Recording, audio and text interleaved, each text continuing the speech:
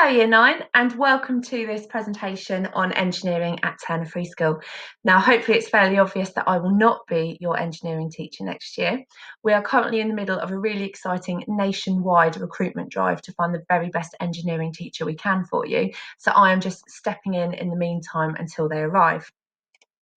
So first thing, engineering is quite a different GCSE to offer, and it's something we're really proud of, that we're offering this really unique opportunity to our scholars.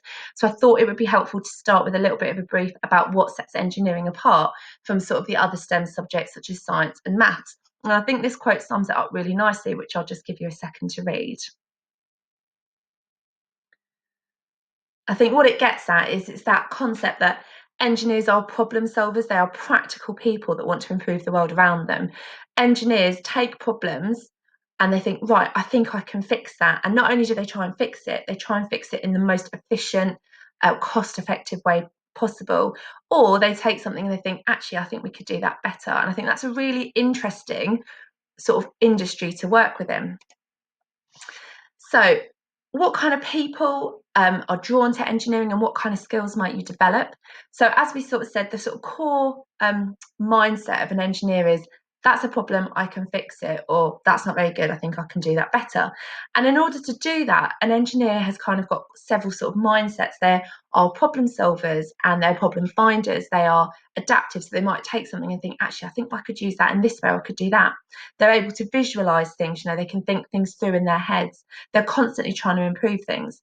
And as a result of that, the kind of people that are drawn to engineering are resilient, they are open-minded, they're curious, they are people that work well in teams, they're very collaborative, resourceful. But I think most importantly, one of the things you need to think in our world is they have what we call ethical consideration. So not only do they want to solve the problems of the world, they want to do so in a way that is ethical. They're thinking about the environment and they're thinking about our community and they're thinking about what's best overall, not just a quick, expensive, but going to release loads of pollution kind of fix.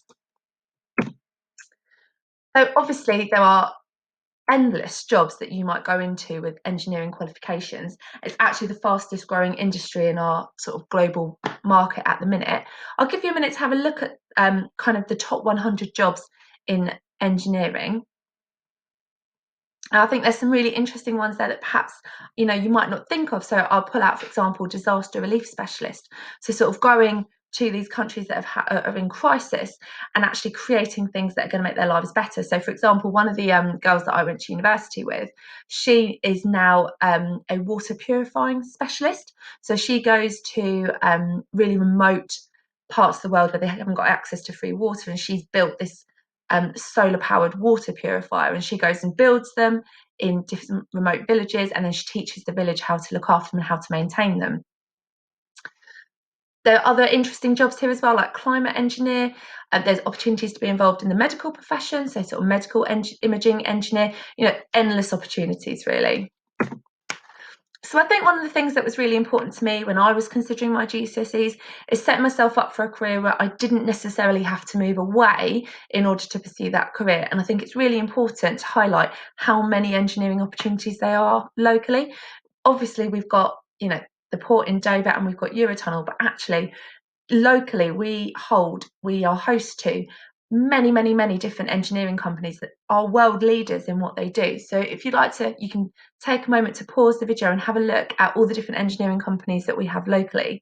And I think the other really exciting thing about this is there's lots of opportunities for good work experience or some apprenticeship type situations. So I think actually Folkestone's a really exciting place to be in terms of engineering. So what does engineering look like at TFS? So at the moment, as I said, we are recruiting for our engineering specialist. This is the course we think we're going to go down, but as I said in the booklet, if someone comes in who feels really passionately and has had a huge amount of success in a different course, we would be foolish to ignore that specialism. So this kind of gives you a flavour of the kind of thing we might be going down. Most of the courses are very similar, so you will broadly get a very similar experience regardless of the course.